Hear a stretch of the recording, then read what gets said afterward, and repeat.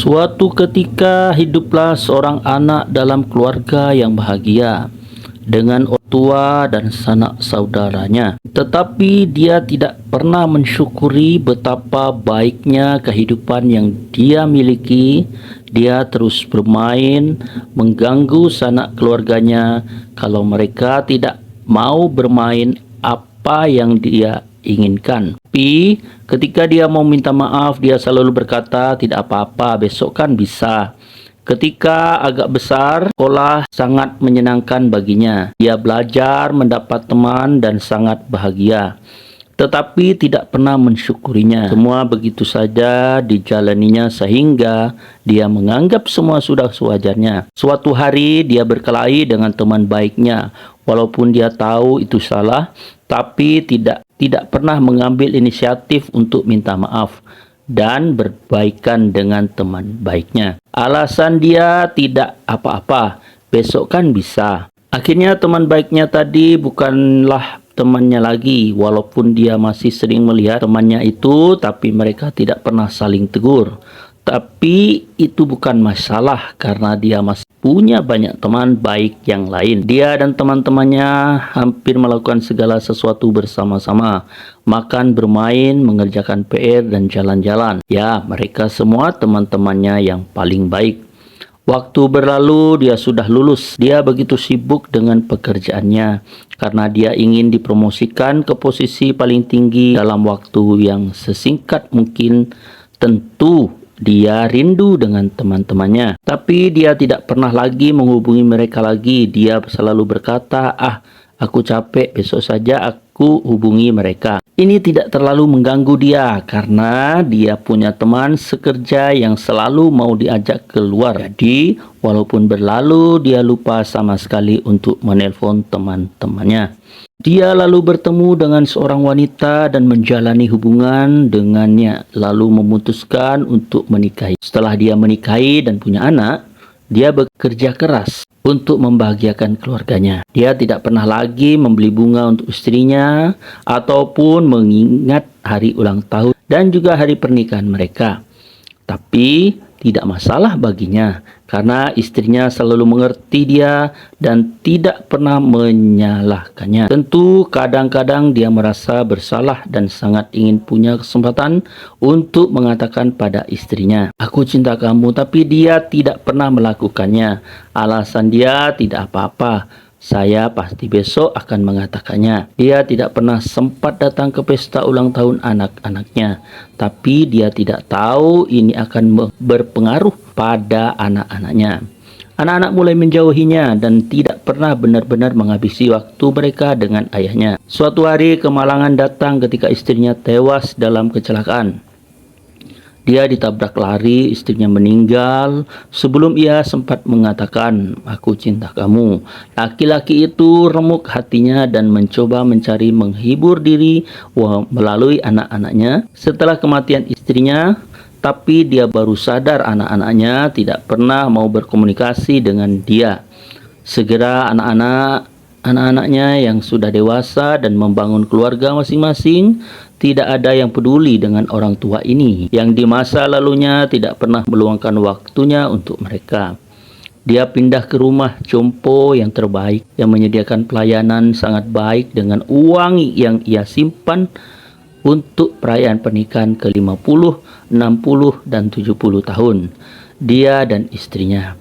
Semua uang itu sebenarnya untuk dipakai pergi jalan-jalan ke luar negeri, tetapi kini dipakai untuk membayar biaya tinggal dia di rumah jompo. Sejak itu sampai ia meninggal hanya orang tua dan suster merawatnya. Dia kini merasa sangat kesepian, perasaan yang tidak pernah dia rasakan sebelumnya. Saat dia mau meninggal, dia memanggil seorang suster dan berkata padanya, andai waktu bisa kubeli, ku rela menukar semua hartaku untuk mendapatkan meski hanya beberapa saat saja. Tapi sayangnya semua sudah terlambat dan dia meninggal dengan air mata di pipinya. Kita semua tahu bahwa waktu tidak pernah berhenti. Waktu kita memiliki terus melangkah maju seiring dengan detak jantung dan hembusan nafas kita. Sementara kita tidak pernah kapan tahu dan batas waktu yang diberikan Tuhan untuk kita bisa hidup di dunia ini. Karena itu jangan tunda lagi. Jika kita merasa ingin mendengar suatu teman-teman, jangan ragu-ragu untuk menelponnya segera. Jika kita ingin pernah bersalah pada seseorang, mari kita turunkan ego kita untuk memulai minta maaf dengan tulus kepada mereka. Jika kita merasa ingin mengungkapkan perasaan kita kepada seseorang, jangan tunggu sampai terlambat. Jika kita terus berpikir bahwa lain hari baru akan memberitahu dia, hari itu tidak pernah akan datang.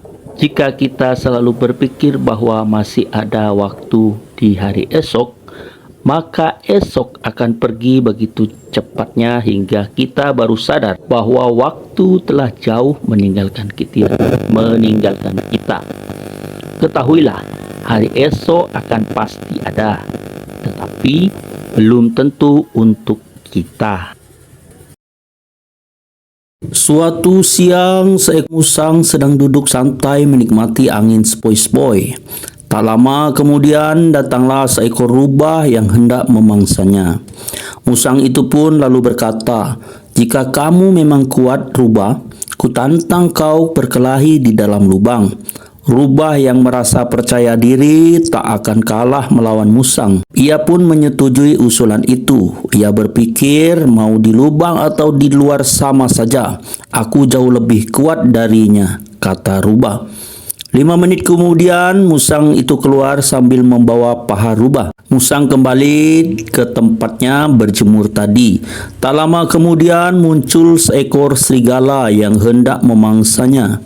Si musang pun berkata, "Jika kamu memang kuat, serigala, kukatakan dan kutantang kau berkelahi di dalam lubang."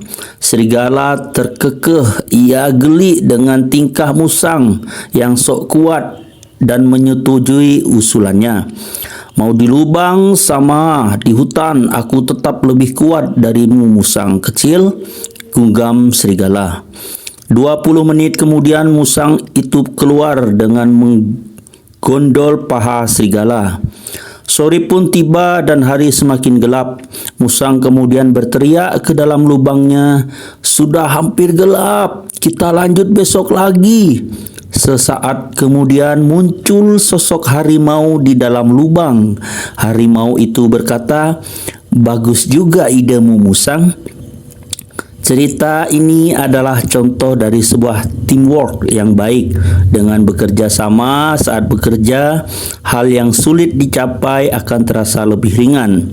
Bahkan terkadang hasil yang diperoleh pun juga bisa lebih banyak dibandingkan bekerja sendirian. Musang tidak hanya mendapat makanan, ia juga bisa selamat dari pemangsa. Sementara harimau bisa mendapatkan 2 mangsa tanpa harus melakukan kejar-kejaran. Kedua hewan tadi sama-sama kenyang, sama-sama diuntungkan. Danau yang keruh. Suatu ketika seorang guru berjalan dari satu kota ke kota lain dengan beberapa pengikut dalam perjalanannya. Mereka kebetulan melewati sebuah danau. Mereka berhenti di sana dan sang guru memberitahu salah seorang muridnya, "Saya haus, tolong ambilkan saya air dari danau itu."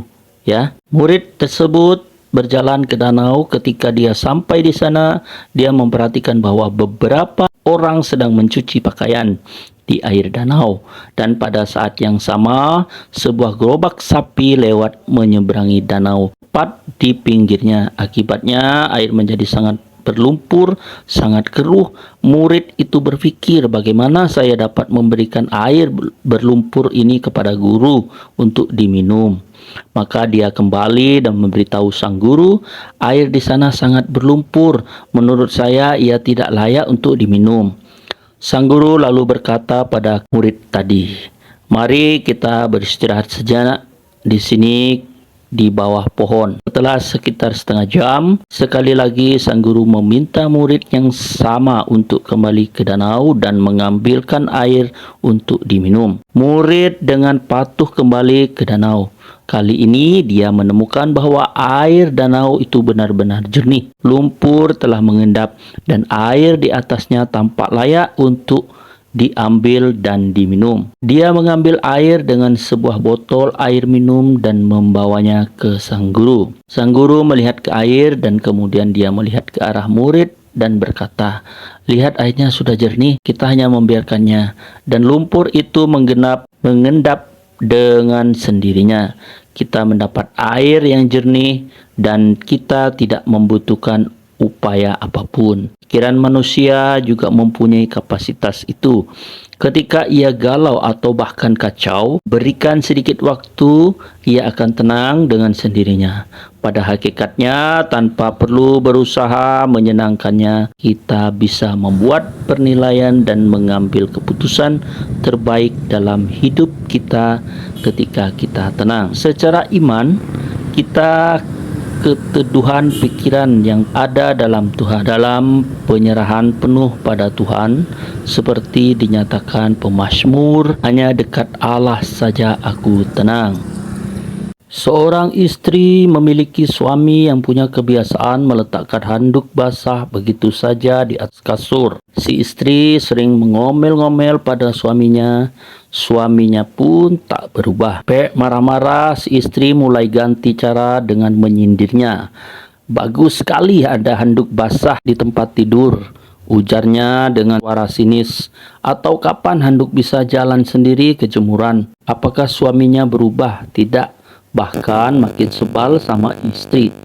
Akhirnya si istri merasa capek, marah, sudah menyindir dan tak ada hasil. Mengubah orang lain susah, apalagi untuk hal yang sudah jadi kebiasaan sejak kecil. Akhirnya ia mengubah pikirannya sendiri. Baiklah, handuk basah ini akan menjadi permadani di sorga nanti. Makin banyak aku memindahkan handuk basah ke jemuran, makin banyak permadani indahku di sorga. Setiap melihat handuk basah di kasur, istri tersenyum dan bergegas menjemurnya.